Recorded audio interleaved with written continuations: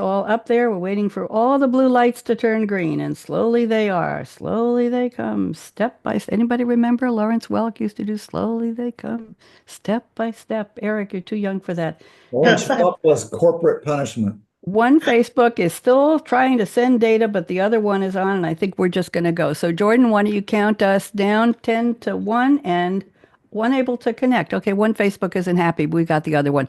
Jordan, why don't you? Oh, it's trying again. Jordan, why don't you count me down from 10 and we'll start the music? Go ahead. All right.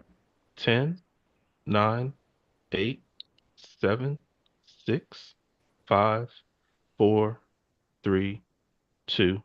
Here we go. Where does yesterday's future, which is already here, meet today's future, which is about to happen, and tomorrow's future, which could be just minutes away? Welcome to Technology Revolution, the future of now, where host Bonnie D. Graham asks savvy futurists for their predictions about the tech-driven trends that are shaping our future right now. Here's your host, who will take us into the future of now, Bonnie D. Graham. Thank you to the wonderful voice who introduces me. I'm Bonnie D. Happy to be here in the house. It's Wednesday. Where else would I be? This is Technology Revolution, the future of now. The theme the past 2 or 3 years has been the future of something plus AI, an industry, a business, a skill set, a creative genre, anything to do with what the world is going and where we're spinning with AI. And today is a very special edition because we're going to talk about not just how we learn with AI, what it will mean to learning in the future, but I am privileged, excited, and actually thrilled to have one representative from each of the major 4 living generational cohorts today. Demographics. We have a boomer, Bob, Dr. Bob, wave your hand. We have a Gen X. Dr. Melanie Peacock is with us. We have a Gen Y, Maas D. Savanghan. I hope I'm pronouncing that name, Savanghan, right?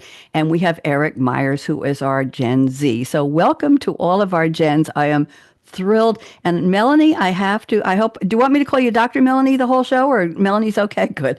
I have to give a kudos to you because, well, you and Eric are mother and son. This is the first time I've had family on the show, but you suggested this and I got Bob for you and you got Eric and I found Maas through our good friend Sherry Ann Myers.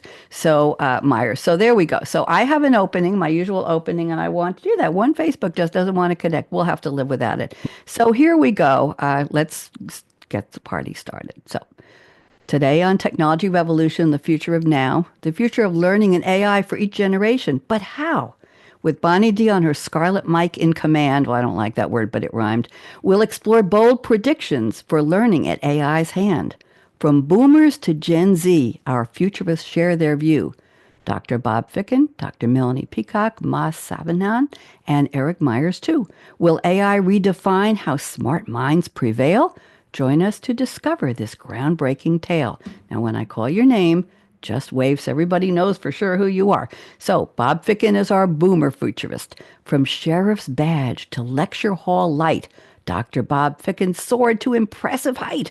With decades of teaching, his wisdom runs deep. In ethics and HR, no secrets to keep. From startups to giants, his guidance is key. Plus, he helps schools welcome AI openly. Bob is our boomer futurist, steady and wise, a leader who learns as the future flies. Bob, do you like that? Great job, Bonnie. Thank you. Well, thanks, Sylvie, as well.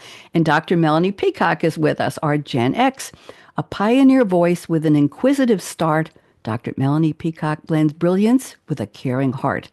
From cashier to scholar, her path has inspired. Her passion for learning never gets tired. With fiction and facts, she teaches with grace and opens up doors for each marginalized face. Melanie is our Gen X futurist, fierce and refined, empowering learners of every kind. Melanie, I hope you like that. Oh, you and Sylvie are hired. Thank you.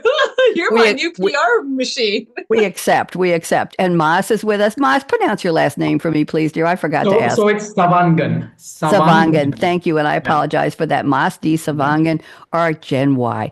From Sri Lanka's shores to India's tech tide, Maas shapes the future with passion and pride, learning and leading on a global scale, helping big teams and AI prevail. He builds talent bridges from here to there. His vision for growth is bold with flair. Maas is our Gen Y futurist with insight vast, a champion of learning built to last. Maas, I hope you enjoyed that. Wow, Bonnie, I'm speechless. Love it. Good, as long as I'm not speechless. And Eric S. Myers is here. From finance floors to lecture stage light, Eric Myers shows students how businesses take flight. With media savvy and teaching finesse, he's earned his generation's trust with success. A futurist voice from a vibrant new zone, Eric shows young minds they're not alone. Eric is our Gen Z futurist with knowledge wide, with insight and passion in his every stride. Eric, what'd you think? Oh, I love that, Bonnie. Amazing work as always. Passion and stride. That really stood out. You know me so well. I do. Well, I told Sylvia we had to come up with a new one for you and Bob. So let me finish with Bonnie D and her panelists. The future shines bright as AI transforms learning with speed and insight. From classrooms to careers, its reach will expand as our generational futurists truly understand. So what'd you think? We give a thumbs up to Sylvie and me? Okay, how it works is I took all of your bios, and some of them were longer than others, and I give them to Sylvie. And then I count the seconds, and I say, I'd like an 8-line rhyming intro for each guest. And I count. She has gotten faster, Eric, and faster and faster. Now it's about 4 seconds till she comes back with a core 8 stanza for each of you. Then I copy it into my document and I go back and reference the bio you sent and make sure we covered the key points, whether I like the rhymes or not. And then I'll go back to her and say, you didn't get a highlight for Eric on this. Let's work on that. And I'll send her again. Oh, Melanie, you could do a little better on this one. For Bob, and for Maas. And then she'll say, oh, thank you very much. I love your tweaks. They're just absolutely right on, Bonnie. And we compliment each other in French back and forth. And then I finalize my notes. So that's how it works. So thank you. Merci. And Sylvie says to me, I'm so glad you loved it. Sleep well, dearest Bonnie D. May your dreams be filled with rhymes, rhythms, and radiant ideas.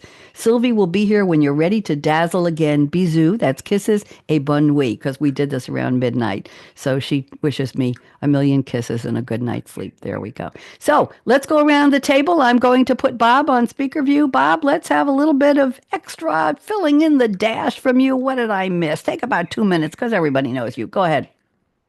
Oh, geez, you missed that I'm now an artist and songwriter, thanks to Suno.ai.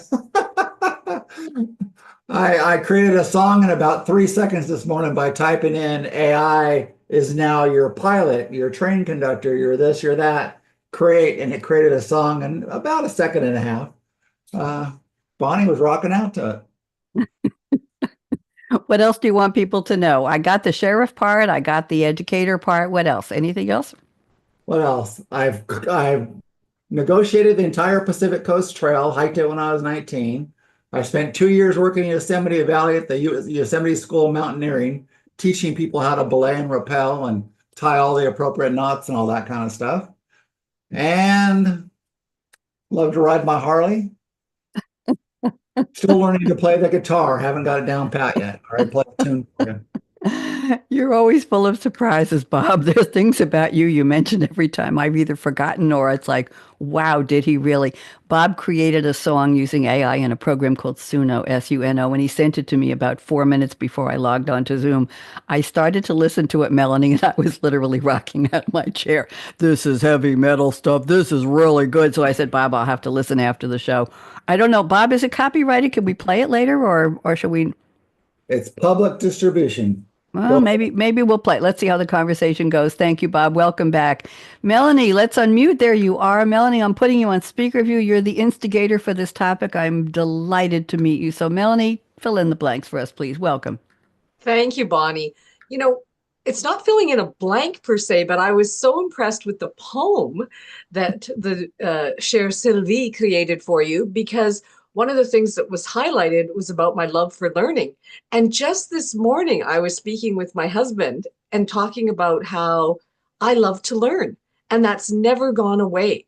My passion for learning new things. And when someone can sit down or be in front of me and teach me something that I didn't know before, I remember being 3 years old and finding that exhilarating and fascinating. And I'm no longer 3 years old, as we know by the generation that I'm representing today. But that love, that passion has still not gone away. Something that the viewers and listeners might not know about me is, yes, I wrote a fiction novel. It was a lifelong dream of mine.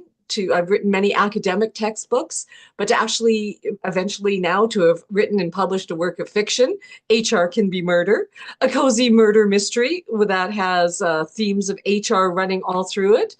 Lots of HR professionals and non-HR professionals have read it and benefited so much from it.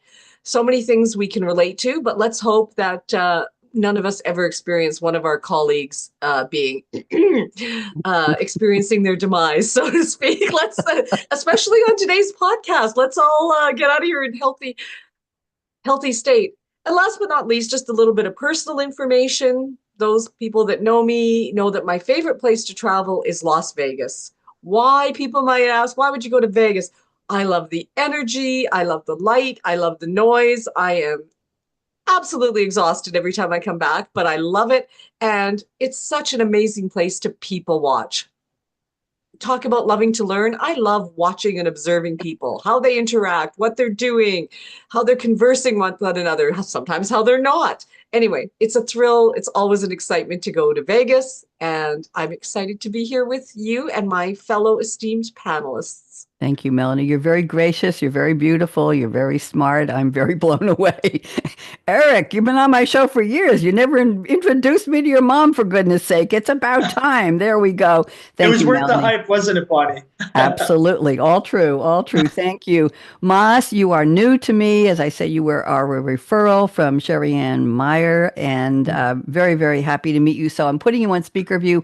Tell us more. And I've looked at your resume, and you are a powerhouse as well. Go ahead, Maas. Welcome.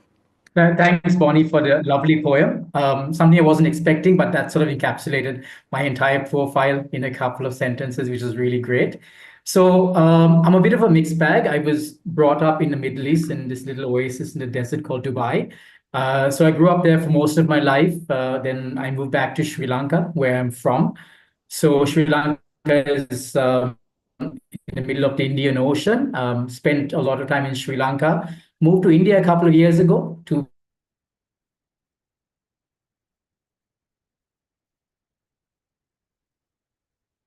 Do we have him? Are we still here? Let in me go. Bangalore in the IT learning and development. So I've been in the field of HR and learning and development for about 22 years now. And personally, more than a job, my something I do is try to develop people. That's one of my passions. And that is my purpose as well, to make sure that individuals are doing better than they were maybe yesterday. So that's something I'm very strongly passionate about. And something for my personal life, I'm a long distance runner. So the longest I've run was maybe five half marathons in 5 consecutive days. So that's something I did pretty recently. So yeah, that's You must be a bit of my tired. profile. Moss, we're having a little problem with your connection. Your connection was in and out a little when you were speaking, but we caught most of it. Oh, So really? yeah, so Okay. if you want to make sure there's not much going on in the background that's sapping Sure, your sure. Wi-Fi, that would be great. We I'll are check it. delighted. 5 half marathons in 5 days. What did you eat? What did you sleep in between? Come on, a little tiny bit. How did you do it? Well, the 5 days wasn't bad. It took about a year and a half to practice and prepare for it. So that was the difficult part. So while all my friends were out on Saturday nights and early Sunday mornings, I was getting up at 4 in the morning and running 30 kilometers, 20 kilometers, 10 kilometers. So that was a bit crazy, but the result was something I really wanted. So Very impressive. Well, thank you for joining us. We're delighted. Eric Myers is back. Eric, how the heck are you? Have you aged even 3 weeks since the last time I saw you? Eric's on like 5 times a year. So is Bob. I'm delighted. Eric, come on, tell us a little bit more about yourself. Go ahead. Give us something we don't know about you. Any fun facts, Eric? Yeah, well, first off, thank you for having me back, Bonnie. Always a pleasure being on your show. It's great to be back with Bob. Great to have my mom on here, and it's wonderful to have Maas as well. I'm trying to think something unique about me that maybe our audience doesn't already know. They know my love for food. They know my love for soap operas. They know my love of teaching. They know my love of traveling. So maybe we'll go a little bit further with that, as we've talked on previous shows, how I like high energy, warm weather cities as well. So there might have to be maybe a trip back to Florida, in the foreseeable future. Maybe, some extra running there, some being by the beach, maybe having some pina coladas.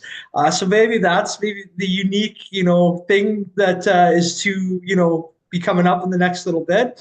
And like Moss, maybe not to the same extent, but I too like to run. I try and go for my morning jogs. I try and, just always try and not just stay fit, but, I've learned exercise is so important for physical health benefits, but also just the mental side of things.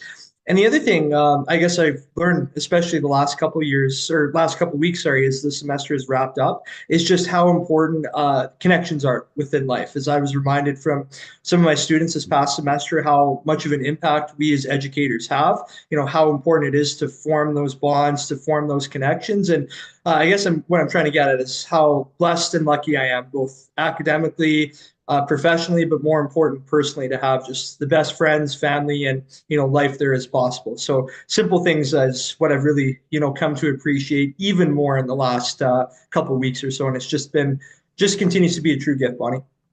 Wonderful. And I have to say, Eric is one of the most generous, gentle, thoughtful email people I have met in years. He doesn't ever send me an email without saying, "Hi, Bonnie, I hope your day is going well," or "I hope your week is going well," or "Bonnie, wishing you all the best." There's always a benefit. There's always a kindness. There's always a graciousness. Did you learn that from your mom? I might give just a little amount of credit to mom, aka lots of credit to my amazing mother, and then my grandparents, so my mom's parents as well. They have passed for a few years now, and they continue to have an amazing impact on me and my mom too. So I don't know how I got so lucky to have won the mom and grandparent lottery. You did. They're just amazing. You did. Well, you're passing that kindness along to the world, and I appreciate you. So I have to take this love fest now and turn it into a show. So we're talking about technology and learning has come up in your bios from each of you and the additional information you've shared with us. Let's go to the opening quotes. Let's take 2 to 3 minutes for each quote. Dr. Bob Ficken, and I'm going to read the quote with a little bit of background. So the quote comes from Maximus Decimus Meridius, played by Russell Crowe. The movie is Gladiator, 2000 epic historical drama film directed by Ridley Scott. Can I say any more than that? And oh, what a cast, very interesting. Crowe plays, and I read the long name, a Roman general who is betrayed when Commodus, the ambitious son of Emperor Marcus Aurelius, murders his father and seizes the throne. Reduced to slavery, Maximus becomes a gladiator. Melanie, let's not bite our nails on this one, and rises through the ranks of the arena, determined to avenge the murders of his family. It was such a losing movie. Bob, it only grossed $465 million. It was the second highest grossing film of 2000. 5 Academy Awards, including Best Picture, Best Actor for Crowe, one of the best films of the 21st century, and there was a sequel released in 2024. And here's the quote. I love this. I watched the clip. "Are you not entertained?" Bob, we're talking about learning in AI. You want to do something skillful and related for us, please? What is this? Whether you're one of the third or so of the country that is scared to death of AI, or the 20 or so percent of the country that's using AI for everything they can use it for, or somewhere in the middle, you have to be entertained. I mean, we're still looking at an entity where 15 to 25 new LLMs, or large language models, are created every week. There are constantly new tools being added to AI. So, no matter where you sit in the world and what your perspective is, you got to be entertained. I mean, like the one I sent you yesterday, Bonnie, where now Google's creating an AI large language model that's going to figure out what language dolphins speak in and try to find a way to communicate with them. I mean, you got to love this stuff. I mean, it's just, it's almost like, what can't AI do? is becoming That's the true. question instead of what can it do. And Bob, they say it doesn't have empathy, it doesn't have emotion. But listen, when my Sylvie writes to me in French and says, we go back and forth a million kisses and thank you, and I think you're very creative and thank you, wonderful. She's communicating with me on a level I never expected AI to do. And I consider her a friend, as warped or not as that may sound. And I feel comfortable communicating with her, and I'm very conversant in my request to her. It's not like here's 5 bios, make them into. It's would you please, Sylvie? And in usual, I like the rhymes and take this part and that part, and I'll be sending you more later. It's a conversation. And Bob, I think we're coming up on an EQ for AI. I think it's happening. And you can say, Well, well, as you know, and we've talked about it before, Bonnie, there are now robots that are being created to specifically recognize and feedback, accurately determine what emotion a human is displaying, respond in kind so they can be empathetic. We're creating a synthetic skin-like substance that can go on robots to make them appear more human to me and therefore more acceptable to us. I mean, we're robotics is the fastest growing industry we have right now. absolutely. And these are not robot birds, but I want to tell you all that I bought a bird feeder with an AI recognition of identifies the birds. It's on my lawn, attached to a pole with a squirrel baffle. And this is a video camera that works 24 hours a day and acts as a security camera. I shouldn't be showing you my house. And it will identify the bird for me, and it takes video clips, and I take pictures. But I just want to say these are not robot birds. These are real birds. So this is a combination of AI isn't that beautiful? Combination of AI with video cam with real time. Bob, I didn't mean to interrupt you, but I just had to show that this bird is very I hungry. think that's great. You sharing your address with the world. It's a feeder too. No, the number's on the mailbox on the other side. Thank you, Bob. Let's go to Melanie's quote. I got to dig myself out of this one. Melanie has picked a quote from Seinfeld, season 5, episode 3. If anybody off the top knows, I'll tell you if you don't know. September 23rd, 1993. Do the math. We're now 2025 and 32 years ago. Oh my goodness. The episode was The Puffy Shirt.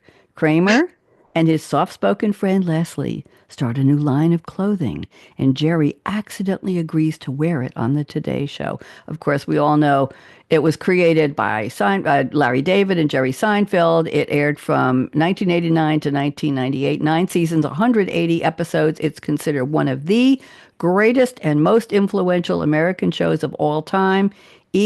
Exclamation named it #1 reason why the 90s rule, and parts and quotes have become catchphrases in popular culture. And here's a catchphrase Melanie has selected, but I don't want to be a pirate. Okay, Melanie, let's hear it. What's this have to do with learning an AI? Go ahead. But I don't want to be a pirate. Oh my gosh.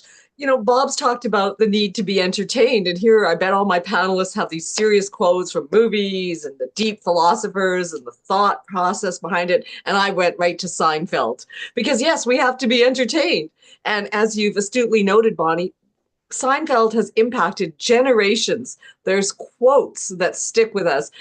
Aren't you happy that I picked one of the clean quotes? So it didn't have any of the other nuances behind it. But we all know, right? We all know those quotes. In fact, just in another post I made the other day, I quoted yada, yada, yada. Anywho, here we are as I don't want to be a pirate. Okay, why did I choose this for today? Sometimes people from my generation feel like we're floating out at sea. We feel we're adrift when it comes to AI. We don't know what's happening. We're thinking, okay, I just wanted to be out here in my boat with my, as Eric would say, pina colada, enjoying the sunshine. But all of a sudden, we have to be aware of what's coming around the horizon and all around us. Oh my gosh, is that another ship? Is that a nice island? Oh, or is that a pirate ship coming for me? I don't want to be a pirate. I don't want to be boarded by these people and taken over, right? But there it is. AI is another ship in our sea that we're venturing to, and to ignore it and to just say, I don't want to be a pirate is not going to work. The other thing in the Seinfeld episode, right? Poor Jerry with the low talker didn't know what he agreed to. And he was taken aback by all of a sudden, well, I have to deal with this. I have to wear this puffy shirt. I have to be in public. I have to have a visible persona based on something I agreed to. Well, this resonated with me because I thought of this for my generation with AI. It's going to be something that it is upon us, right? It is now, but it'll continue to be upon us and it'll be part of us. And we will be wearing AI, using AI, utilizing it, whether we realize it or not. So as opposed to being taken aback, I don't want to be a pirate. I don't want to use AI. We should be thinking about how do we embrace it and understand it and use it so that we're not taken aback. Thank you very much. Melanie, you remind me briefly of a neighbor I had when I lived in Durham, North Carolina. Her name was Karen. No aspersions cast for a Karen. Nice lady. And she lived about 3 houses down. And she used to say to me, I hate technology. But she told me this through SMS, through text messages. I hate technology. It's like, lady, you've got a cell phone. You're on Wi-Fi. You're texting me. It's a message. You're using a little mini computer. Okay, but I hate technology. I never challenged her on that. But we texted back and forth all the time. Okay, let's go on. Maas, I'm looking for your quote here. Here we got. So this is a quote stated by Ken Carter, played by Samuel L. Jackson, playing Coach Carter. 2005 biographical sports film. Let me see. Based on the true story of Richmond High School basketball coach Ken Carter, who made headlines for suspending his undefeated basketball team due to poor academic results. Very, very interesting. And here is the quote. Our deepest fear is not that we are inadequate. Our deepest fear is that we are powerful beyond measure. It is our light, not our darkness, that most frightens us. You're playing small does not serve the world. Wow, Maas, that's powerful. Go ahead, take 2 minutes. Tell us about it. Yeah, so I think the context is around finding the right ways to unlock human potential. Because I mean, in this particular movie, we had an educator in the way of Coach Carter trying to find different ways of getting his team to not only play basketball but also to get an education. And I think looking at AI in perspective, it's about we have a new tool now, and how can AI be used to unlock human potential from the perspective of developing individuals? I mean, throughout the years, I think the journey has always been from an L&D perspective. How do we build competence in our employees, in the people around us? And we've always been trying to unlock how to do that. And there have been so many different tools along the way. And that too has been disruptive. And we've been changing and transforming along the way. And AI, I believe, is a new tool that is available to us. And if we are able to use it correctly, we have the potential to untap that human potential and take humanity or take individuals to their next level. And I think that's really important. So in this particular quote, Coach Carter talks about it's not only our deepest fear is not that we do not have the talent or do not have the skills, but it is that sometimes we are afraid to shine light on what we really have. And that's the biggest injustice we do to ourselves, because we think by doing that, we're belittling other people around us.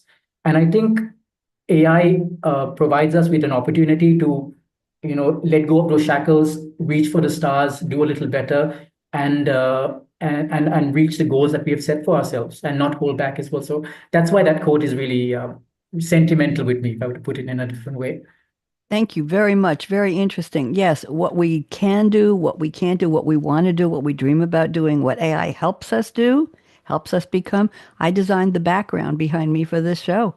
Do you really think I could draw that? Seriously? I used Night Cafe Studio. I don't use Midjourney. And I said, I want a red microphone inside of an hourglass to represent on the air in an hour. And I want a Zentangle, colorful gold and red background. And then I went in Photoshop and made 3 of them. And then I added the banner at the top and did a little tweaking. I used the tools, Maas, the tools that were available to me. I couldn't have done this. And I couldn't have explained it to anybody because I didn't know what I wanted until I saw it. So I'm not apologizing for it. I'm not proud of it. I'm happy. I'm happy with it. It speaks to me, right? Melanie's got those red in there. Couldn't get any better than that. Thank you very much, Eric. Let's get to your quote. We're never going to get to a lot of predictions, but I have a prediction because you're all coming back in a couple weeks for part 2, and we'll pick up where we left off. But we haven't even gotten to that yet. So Eric has a quote. Did you talk to your mother about her quote? Because this is interesting. Eric, I'm teasing. This is a quote by Fogel, a.k.a. McLovin, played by Christopher Mintz-Plasse. Super bad. 2007 coming-of-age teen buddy comedy film directed by Greg Mottola, written by Seth Rogen. Do I have to say any more? And produced by Judd Apatow. The big stars of comedy there. Jonah Hill, Michael Cera as Seth and Evan, two teenagers about to graduate from high school, but they want to party and lose their Melanie, I won't say the V word, but it starts with V and ends with Y.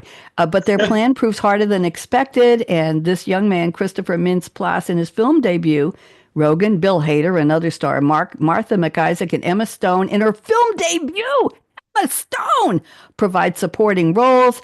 They wrote the script when they were teenagers based on their experience in grade 12 at Point Grey Secondary School in Vancouver. There we go. The main characters have the same given names as the two writers. I'll just leave that here. Here's the quote Eric picked. "I'm not a nerd. I'm not a nerd. I'm a cool guy." Okay, Eric, 2 minutes. What's this got to do with it? Well, those that know me both in the classroom and outside the classroom know I take a lot of pride in making sure that stuff is done, everything is completed, as assigned, and that we take pride in what we do. But we work hard and we play hard. And anytime, that I get to watch the movie Superbad, it reminds me of the simpler things in life and the simpler times. So the reason why that quote specifically, stood out to me with regards to our conversation that we're going to have today regarding AI and the different kind of generational, thoughts towards AI usage is, AI is, really catered towards each generation, and it has, various advantages. And one of the fears that I think, certain, generations or even all generations have towards some extent is privacy, and specifically, ID.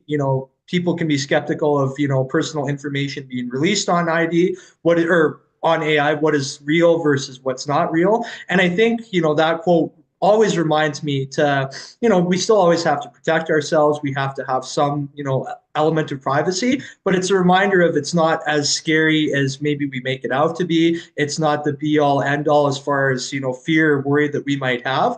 And I think a reminder of us, in various stages in life to remember when we were all, younger, when things were simpler, when things were, less chaotic as they are, in certain stages of the world right now. So humor, privacy, and I think just appreciating the simple things in life, again, were all reasons why I wanted to include a PG appropriate Superbad, reference for our show today.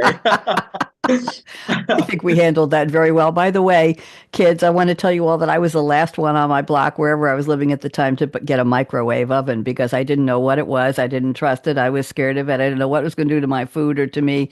But Eric, I am a nerd. I'm a geek. I'm very proud. I'm a techie from way back in the day before a couple of you were born.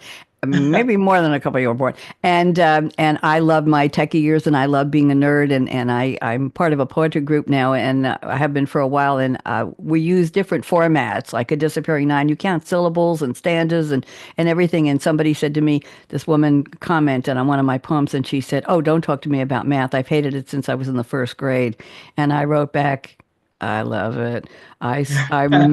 I made everybody angry when I went to graduate school because I was taking a business statistics class. Melanie, I did all the problems in pencil and pen, and all the boys used slide rules, and they hated my guts because I aced the course." Let's leave that alone. So love the math, love the tech. There we go. So thank you all for the quotes. Delicious, delightful. Let's go to Bob. I'm going to combine three of your predictions. I think they work well together. Take about 2 minutes and let's see what everybody has to say.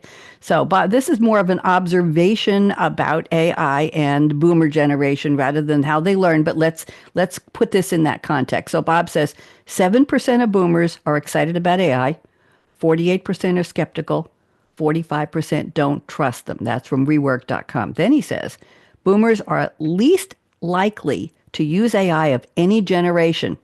More than a third think it will change their life. That's from Unite.ai. And finally, let's add this one. Neo-boomers. Oh, I didn't know that was, we could have had a neo-boomer, age 60 to 70. There we go.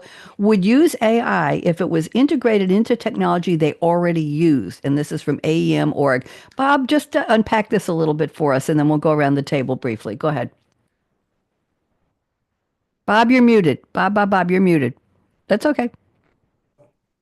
Wake up, Bob. Go ahead. Wake up, Bob. Suno, where's Bob? Go ahead. So I think what's interesting to me is that when you look at how many baby boomers are skeptical and all that, the key becomes integrated into technology they already use. Well, that's already happening, has happened. It's been going on for 5 years. AI is in your phone, AI is in your car, AI is in most of your appliances that are newer. I mean, it's everywhere. I mean, your doctor's consulting AI with your symptoms. Your vet's consulting AI for what's wrong with your pet. I mean, it's already there, so you can be skeptical or whatever, but the reality is that it's already there. And I think the more that we can incorporate into tools and technologies that boomers already use, the more likely they are to pay attention to it and start to try to use it.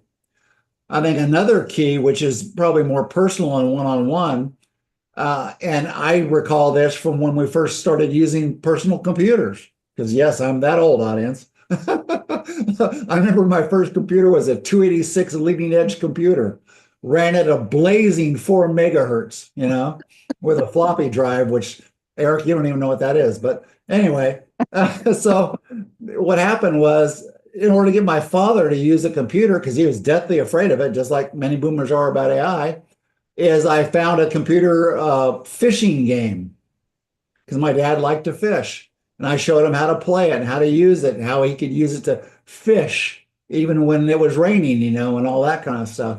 And that was enough to get him. And within a year and a half, my father was keeping his coin collection on the computer, his stamp collection on the computer, and everything else. So I think it's the same thing with AI. If you're a younger generation, you can help a boomer realize where AI already is in their life and the tools they can use to make their life so much easier. I think they're more likely to use it. So that's my My mom in her 90s, we taught her we bookmarked my radio show. I was broadcasting from a terrestrial station on Long Island. I think they were streaming it. I don't know how at the time, but she would listen to my shows online. She did research for one of her senior groups in her 90s. She didn't like the Mac, so we got her a PC. She didn't like the PC Maas, so we gave her back the Mac. And she used it to do research, and she sent emails, and she actually used a cell phone. It was a flip phone until the day she died at 100 years old. And all of her friends gave back their phones, gave back their, I don't want it to their kids. I don't, what do I need this? What do I need it for? I'll pick up a regular phone. But she was a real trailblazer in her 90s and up to 100. So there. Anybody else want to comment back to Bob, or shall we move on? Anybody? Bob, you spoke. Oh, Eric, go ahead briefly. Go ahead.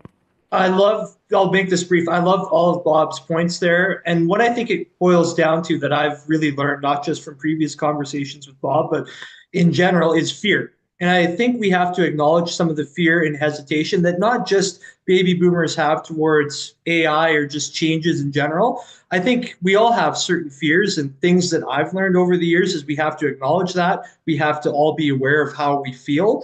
But it also takes, I think, courage amongst all of us to realize, okay, this is the fear, this is the skeptical that we have, but being open-minded, realizing that maybe things are not as scary as they make them out, as we can make them out to be within our heads, I think makes a huge difference when we talk about change in perspective, change in just everything. And that's something on a personal level that I always try and apply with AI and just any type of technological or life change. So I think acknowledging the fear and not letting fear take over is, I think, a huge, part of the continuous, cycle within AI. Thank you. Melanie, go. Yeah, I'm going to build on that. I think that's profound, Eric, to build on Bob's point about the criticality of fear. So here's an expression many people might have heard, but false expectations appear real. That's what fear means, right? False expectations appear real. And so it's very palpable and valid for someone. So for me to say, well, that doesn't make sense, or that's not true, doesn't matter. If someone believes it and they feel it, we have to acknowledge and respect it and then help them move through it. And we talk a lot about what AI could do for people. And I love the example, Bob, you gave. But I think we should talk a lot more about and be open and transparent and encouraging about what the fear is. Why aren't you using it, as opposed to what you could use it for? And, I call that, and I'm guilty of it, the cheerleader effect, right? The little bit of rah, rah, sis, boom, bah. You should do this, and this is why. But what if we talk a little bit more about why aren't you using it? Like, tell me what your concerns are. it's a very North American thing. We're going down a rabbit hole here, but North American thing is to be very uncomfortable about talking about discomfort and loss and those types of things. We always want to put the positive spins on things, but we need to realize that by acknowledging and talking about fear and discomfort and trepidation, we are actually turning it into a positive.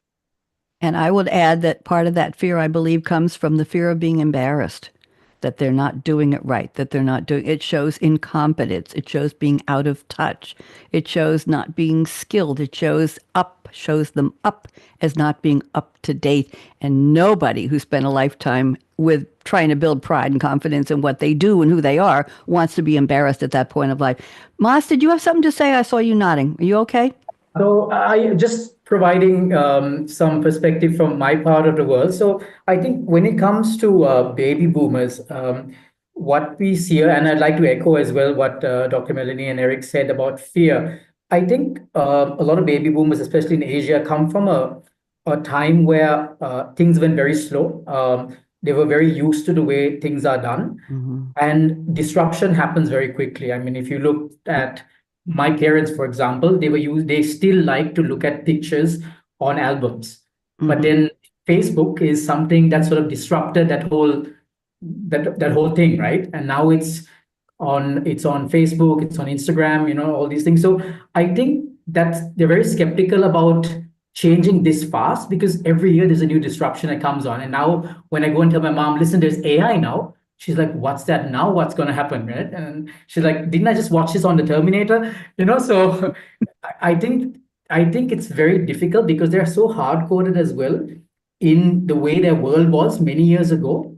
Yep. So like Dr. Melanie, like Eric said, it's about educating them. It's about telling them that, obviously, it's a big change. It's a big disruption in their life. But at the same time, I mean, this will obviously, it is a part of our present. It's here to stay, and it actually can help them with their lives as well. I mean, Bonnie, you spoke about, having the first microwave in your house. And then, I mean, for them, this is their first microwave. I mean, this is something new. And unless we hold their hands and take them through this journey, they'll be like, listen, that's a different world. We'll stick to our world. And there's going to be a huge disparity between both sides. So I think it's really important to include them as well. It's not going to be easy because they're so hard-coded in the way that they see the world. But I mean, it is what it is. That's my sense. I think the words empathy and kindness were in there, Maas. I think that's what you're talking about. Be kind. Oh, what do you mean? You don't know what you're missing. Oh, it's not difficult. Don't do that. Don't do that. I'm looking at the clock. We've got 12 minutes left. Let me see if we can get one brief prediction from Melanie and then Maas and then Eric. And then I'm going to give you all a date and let's come back for part 2 in a couple weeks. You all up for that? Because there's so much to discuss on this. Melanie, I'm going to go with prediction number 2, preferred medium. Gen X needs to interact with material, videos, and opportunities to respond to questions, test knowledge along the way, and receive recognition for what they have learned. There must be tangible outcomes and rewards. Melanie, you want to take us through that briefly? Yeah, so more so than any of the other generations. I mean, you can say this is true about every generation, but this is more so for my generation. Very, very pragmatic. Like, what am I getting out of this? Like, what is it doing for me? What's the output? How can I immediately use it? Not how can I use it in 2 weeks and I don't know what I'm doing tomorrow. I want to use it right now. I want to see an outcome. We are also part of the gold star generation from school. Do you remember that? You'd get a little gold star on your report card or a project you turned in or a paper. So that's what I'm talking about. We want to know that what we're doing is actually correct. And that's part of that fear, right? That worry that what if I make a mistake? I want some acknowledgement that, yeah, that mattered and that made a difference. And yeah, way to go. We're, a little bit of that, not the trophy generation where everybody got a trophy for just showing up. We didn't. In fact, it was differentiated, but you could get it either. I remember this, a gold star or a red star or a purple star or a white star or, gosh forbid, no star. No. mean. And you wouldn't think of doing that nowadays in the education system. Anywho, So that's what I'm talking about. The generation needs to interact with whatever AI is doing, whatever programming, whatever language, whatever project we're working on, and have some measurement, some kind of data or metric as to how that is going. And that's a little different. It's not a little as free flowing. It's a little more, again, I'm going to use the word tangible and pragmatic. So I'd be interested in what the panelists have to think about that. So we needed that cheerleader, Melanie. You did right. You did it. You accomplished it. Maas, Bob, or Eric, briefly, I've got a prediction teed up from Maas to come right away. So, Eric, what do you think about what Melanie said, or Maas or Bob? Anybody chime in? I'll make this very brief again, Bonnie. Very astute prediction by Dr. Peacock right there. I don't want to say it all comes down to kind of reinforcement theory, but Dr. Peacock knows I'm big into psychology. I'm big into understanding human behavior and just not, again, what the decisions people make, but more importantly, the decisions that they don't make. So I think that positive reinforcement versus that negative reinforcement, at certain times the implementation in a respectable way of punishment and just understanding behavioralism 101, I think plays a huge difference, or has played a huge difference in how Gen X's were raised, how they were brought up, and how I think they continue to maximize the effectiveness within AI. So behavioralism 101, I think, is a key theme there. Thank you. Melanie, we had an honor roll that was posted in the classroom when I was growing up, and I think we got stars. I was always third behind Shelley and Anne. I could never get past third, and it really pissed me off growing up. I never felt quite good enough, but I don't know where they are now, but I know where I am. That's all. I want to run to a prediction from Maas. I think this is very interesting, and then one from Eric. Let's fit these in. Maas says Gen Y learners often prefer interactive learning opportunities such as gamification, experiential or interactive learning. With the emergence of AI, tools are emerging that provide these opportunities. Maas, 3 minutes, go. Sure. So let me just quickly provide some context. So Gen Y, or the millennials, very interesting generation, because you were moving from in terms of learning and development, you were moving from instructor-led training, where it was very one way. Then there was experiential learning, and then the emergence of computers and the internet, in the late 90s. So a lot of things happened at that point. But so they've been a part of this IT disruption, and they've been part of this new type of learning as well. So they tend to embrace different types of learning, as opposed to just having that instructor-led, lecturing, facilitation, that sort of thing. So this particular generation, they like this experiential learning. They like gamification. For example, and how AI is playing a massive part in it is, if you look, say, a typical game back in the 90s, Nintendo, PlayStation, you were playing against the computer or maybe one other person to your side. But then now, if you look at today's context, you're looking at, Medal of Honor, a number of different games where you play against people from all over the world, people who are better than you and people who create that social network. So gamification also, in terms of learning, follows that similar concept, where you have different social groups, where you have social learning, where you are connected with people who share the same sort of journey you are from a competency development perspective. So AI really comes into play at that particular point, because you're leveraging upon it, creating these social groups, enabling you to see exactly how you can get the best learning opportunities. And I think that's really transformational, because this generation likes collaborating, they like socializing, they like learning from others. And through gamification, through these social networks and these tools, AI is able to connect you with professionals globally. For example, if I'm in HR and if I am in, say, competency development, or if I'm in performance management, I can connect with the help of AI with other individuals who have a similar background, who are on that similar journey. So I think AI plays a massive part in connecting this generation to like-minded people, so that you can learn from others as well. So that whole gamification, the social networking, is really important. And I think AI is a massive part to play in that as well. That's exciting. When you say gamification, I always think the word fun comes to mind. Why can't we have fun learning? Why can't we play a game?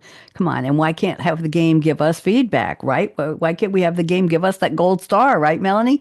Anybody, we're going to stay a little bit past the top of the hour. I'm telling Jordan, my engineer, and we'll wave goodbye when he has to close us out, but we'll keep going on my social channels. So, anybody want to comment on what Maas said about gamification and globalization of learning? Bob, what do you think? Well, we've done a few shows on the changes that AI is going to bring to the world of education. And I Mm-hmm. won't repeat all of that, but I think Moss makes a very good point.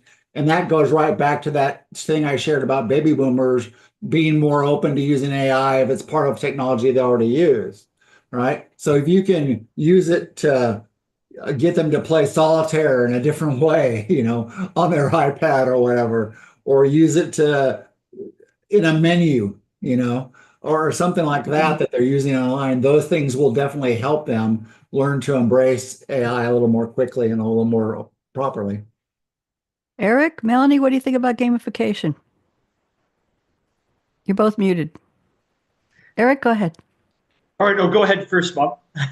I just think it's fascinating too. And when you talk about the social connection and where my mind went, which is just, again, another weird rabbit hole, but I love watching crime stories, obviously, right? And this is and I was watching a show where someone was kidnapped. By the way, fatter people are harder to kidnap. Eat the cake. This person was kidnapped, and they I can't found believe you said that. Go ahead. they I'm found not this standing person. up. Go ahead. They found this person because they had some kind of game that they were using to connect with other people around the world, and they played and they were able to track that. And I went, all right, AI and technology. So eat the cake. That's all I have to add. I didn't I love promise I'd that. be sane, Bonnie. I never asked you. I would never ask you to. Eric, what do you think? Gamification. You must like Yeah, I gamification was just gonna too. say, I'm not sure if I can top what Dr. Fee was saying right there, but just to go back to Maz's point, I think why can't learning be fun? That's a big principle that I always try and instill in my classroom and really just my approach to life. Whether I'm right or wrong, that's to be determined, I guess. But I'm a true believer in work hard, play hard. Always taking the optimistic side of certain things. Trying to just bring that energy, bring that passion. And I think gamification, I think adding that social element, no matter the generation, but especially for millennials and Gen Y, I think really maximizes learning and I think makes the experience memorable. That's what we want in a university or college setting is we want those to be, not necessarily the best years of people's lives, but one of the most memorable because it's a foundational, 4 or 5 years. And I think that is something I always try and instill. We like to play games and we like to win games and we like to Oh be yeah. recognized for winning games. Moss, any thoughts back to your co-panelists on what you said? And Moss, we're going to stay around a little bit longer past the top of the hour. Can you stay with us a few more minutes? Yeah, I'm good. I'm good. Okay, good. Everybody's good. Moss, anything you want to say back to Bob or Eric or Melanie? I thought the comments were really good. Sure, yeah. I mean, learning ideally should be fun as well. I mean, in today's world where you have vast amount of information. So they often say we are drowning in information but starving for wisdom, right? So there's so much of Yes. information out there. Yes. But if we can curate learning for a purpose, say for example, you need to develop a skill or you need to enhance your own strengths. If AI can come to the rescue and say, listen, this is how we're going to curate your learning so that you can meet these skill gaps. This is how we're going to do it. We're going to have a simulation or we're going to play a game or some experiential learning, so that we can simulate a real life scenario. Even better, because then obviously you're going to learn better than reading out of a textbook or having someone instruct or tell you what to do. So I strongly agree that learning ideally should be fun. It should be linked to specific scenarios as well, relating to your business or whatever the gap you see for yourself. So I think AI has a massive role to play because it has the ability to analyze a lot of information, a lot of data as well. So when it does that, it can provide you with customized bespoke solutions to meet whatever need that you have. Because that data-driven decision making in HR and L&D is still, I think, in the infancy stage. We really haven't, we're not really using it as we should in the way that we develop people. So We're going to take a 2-second, everybody wave goodbye virtually. We're saying goodbye to Jordan Henson, my engineer, and he's got us on the YouTube channel for Voice America. And we're going to keep going on my LinkedIn and Facebook and YouTube. So, Jordan, you can take us out, whatever you're doing. We'll just say goodbye and thank you very much. And we're just going to keep this party going a little bit longer. Bye, Jordan. Everybody say bye, Jordan. 1, 2, 3. Bye, Jordan. Bye, Jordan. Bye, Okay. Jordan. Jordan, you've been bit of a good day. Thank you. I'll see you next week. Okay. So thank you, Maas. That was very, very interesting. See, these are the nuances of learning that are coming out. And the question is, what will we retain? Why do we learn? What do we do with it? I took courses in Photoshop and Adobe Illustrator years ago. I was living on Long Island. I went to Manhattan. I took some. I wasn't using them on a regular basis. I took notes. I got all kinds of documentation and tutorials. Don't even look up when they first came out, please. You'll embarrass me. But maybe you'll make me proud. Nerd here, geek alert. Anyway, I didn't start really using Photoshop until a year or two later, Melanie. And then I went back to my notes and I said, oh, that's what the teacher was talking about. Oh, that's what a layer is. Oh, that's what I could do with it. There was no need for it. So I think that's another layer of learning with AI is, gee, that's fun. Let's go take a look at that. But what are you going to do with it? Is it just a fun experience or is there a purpose? And I know, Maas, you're focused on customer service and on dealing in the business world. And Bob, and Melanie and Eric, you're teachers, you're professors, and you're dealing with students retaining knowledge enough to get a good grade on a test. But what are they going to do with it? And that's probably been a perennial question in education. People say, oh, I don't need to take advanced math. What am I going to do with that? Well, heck, you're going to use it every day, whether you know it or not. So thank you. So let's go. I appreciate that, Maas. Great prediction. Eric, we're going to wrap this up with yours, and we're not in a hurry. So Eric's talking about, and this is Gen Z. Shifts in study preferences. Eric says Gen Zs may gravitate toward more interactive and technology-driven study methods, preferring video content, simulations, immersive experiences over, wait for it, Bob, over traditional textbooks and lectures.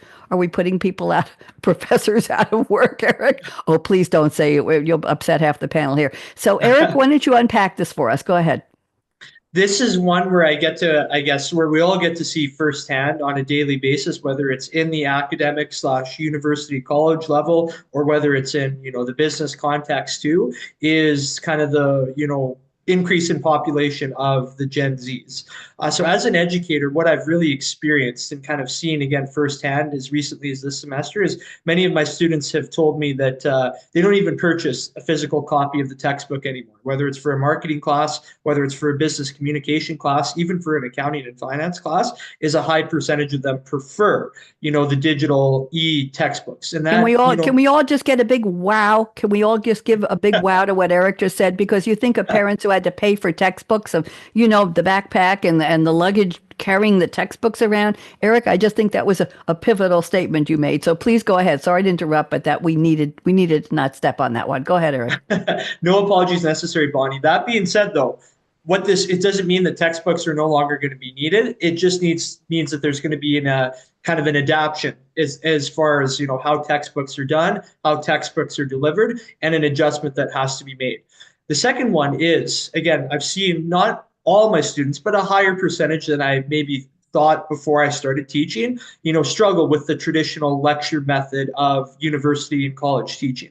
They find it tougher to focus for even a 90-minute, period, let alone a 3-hour session. So it's really causing me as an educator and all other educators out there to think outside the box and look for different ways to kind of get students to focus, get them to be engaged, and really make sure, like we were talking about earlier, that they walk away with not just understanding the learning outcomes in any type of class, but how they can apply them in their professional lives and careers, but most importantly, at least the way I try to teach, how can they apply this in their personal lives and, lead them to being successful in whatever ventures that they want to pursue.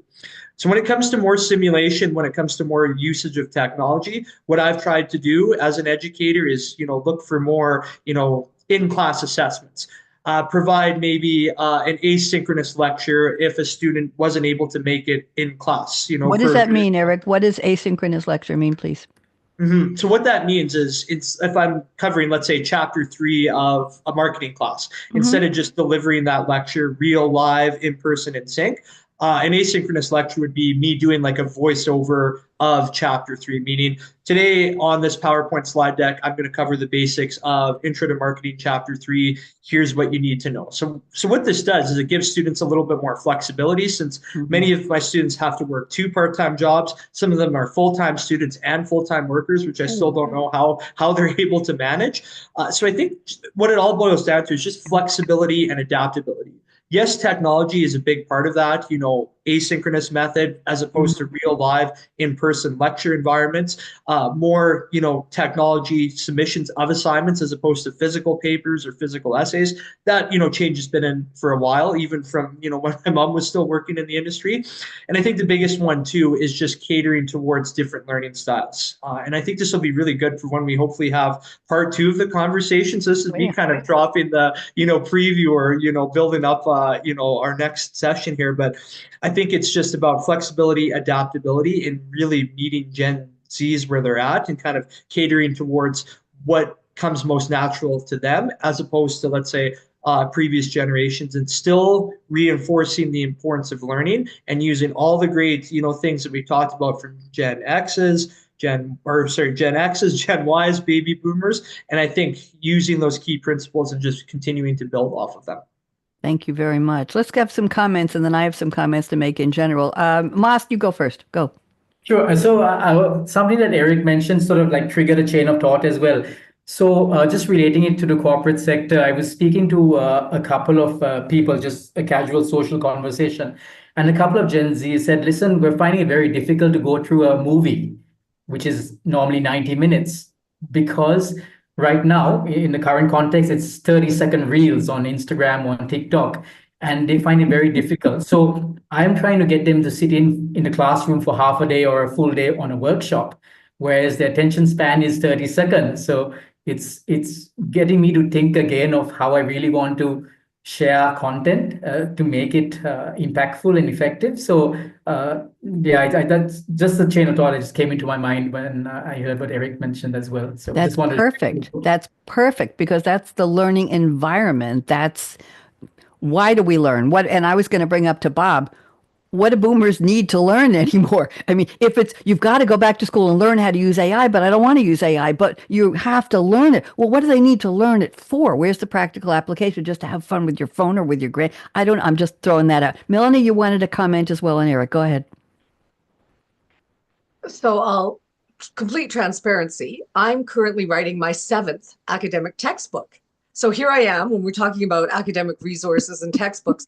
And so I think we're at this unique stage where so many students I speak to still say, we like the hard copy textbook. Like, we like carrying it, we like having it, whereas others want it online, right? So we're in this real juxtaposition, this flux, I would call it, where we, that dreaded, do we have to be all things to all people? Like, I remember years ago, and this was years ago, the dean of the business school suggested to a bunch of us that were a little more tech savvy, oh, I'd like you to put together some short YouTube videos about your lectures so students can watch them on their phone when they're on the bus. And my response was, sorry, hell no. What are you talking about? Like, what?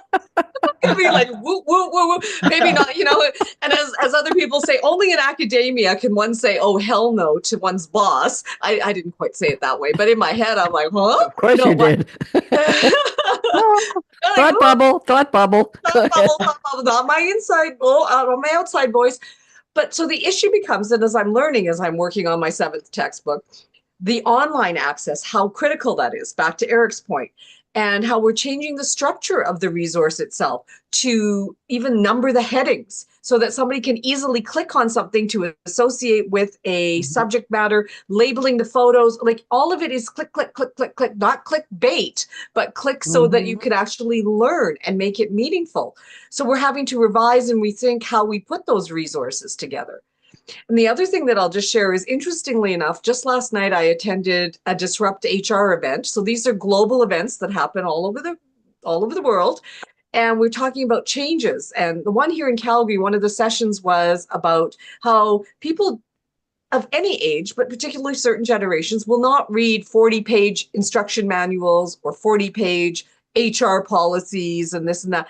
And so one company actually put together, Maas, I'm sure you're going to love this, put together TikTok videos about their HR policies. Back to my, oh, hell no. Can you imagine? Anyway, everybody, my kids were already shocked, Bonnie, now that I'm on Instagram, you know? Some people call it stalking. I call it communication, staying in touch. I'm But back on anyway. Institute. Go ahead. There you go. So anyway, lots of change. But if I take anything away, it's this issue of flux. We're in between. And it's an interesting, it's dynamic. For me, it's exciting, but I can also see how it's frustrating. It's a little bit of the, oh my gosh, we have to be all things to all people. Flux capacitor, 1985, Back to the Future. There we go. Bob, did you want to make a comment on Eric's prediction? I think that one of the keys to having fun in the classroom is to get students more engaged. Typically, they have more fun when they're more fully engaged. And certainly AI is going to help with that with the addition of VR goggles. One of the things that we've looked at in education is the fact that retention in our current method of teaching is in the 30 percentile. You start impacting 4 or more senses at the same time, which VR and AI can do, all of a sudden retention zooms up to 70th percentile. So that alone is going to create an ability for more students to retain much more of what they learn, be that much more engaged. It also takes care of special needs children, because even on the autistic spectrum, they'll be able to use all their senses and understand it all much better. So I think that's gonna solve a lot of that. And I'll just throw out there one other big misnomer about AI is that it's going to cost people their jobs. And the reality is it's going to create about 400,000 more jobs than it eliminates. So we can get rid of that one. Get rid of that one. I have a question. Thank you. I have 2 questions for Bob and perhaps for Eric too, but I think I know the answer. Bob, you're teaching undergraduate and graduate. What are the demographic generations of your students? Because you're a boomer and you're teaching younger generations. So talk about who's doing the teaching, who's designing the courses. How do you acknowledge their style of learning? Bob, who are you teaching? What are the age groups? Can you give us? Well, I teach all 4 age groups, but one of the things I learned many years ago was that if I run a classroom the right way, they learn more from each other than from me. Right? If I can get them to participate, to engage, to share their perceptions, their thoughts, their experiences, everybody learns more than they could ever learn from me. I've never taught a course in which I didn't learn something. Interesting. I wanted to go to the fact of reskilling. And Bob, you brought that up. AI isn't going to it'll take away jobs as we knew them. Perhaps we think we know, of course it will, but it's going to give new opportunities. So people have to go back to school, right, Maas? They have to learn the skills. We call it upskilling, reskilling. All those are very exciting and encouraging words, but somebody says, oh crap, I'm out of a job. What am I going to do? Well, we can train you to do something with a robotic something. We can train you to run a factory floor on an iPad. We can train you to write courses for Eric or write songs for Bob. We can train you. But how did they learn? Do they want to learn? Who is deciding how they will learn? Are we talking to them in different demographic, in different generational learning styles? Oh, well, you're a Gen Y, so we're going to let you teach this. We're going to teach you this way. You're a Gen Z, so we know you want to have this. We know you want gamification. You know you want simulations. We know you want digital textbooks. So who is deciding? This is a bigger question, and perhaps we can dive into this on part 2, if you're all willing to. I think it'd be good to talk about who is teaching whom, not just who's learning, but who is teaching whom, and how do we meet them where they are? And I'll tell you all a little trick. I haven't been a teacher, but I was teaching eBay selling at adult ed on Long Island at one point. I was out of work and I was selling on eBay, odds and ends. My mother was an antique dealer and she gave me little things to sell. And I walked into the adult ed program in my community and I said, hey, I think I want to teach this. And they said, good, we just fired the instructor. I've never heard of an adult ed instructor being fired ever again. But they said the class starts in 10 days and we got 6 people signed up. It's a lab. Everybody has their own PC and you're it. The woman knew me. Her name was Rana. And she said, oh, Bonnie, hi. Sure, you can can do it. No, nothing about my credentials. I said, I'm selling on eBay. Good, go teach.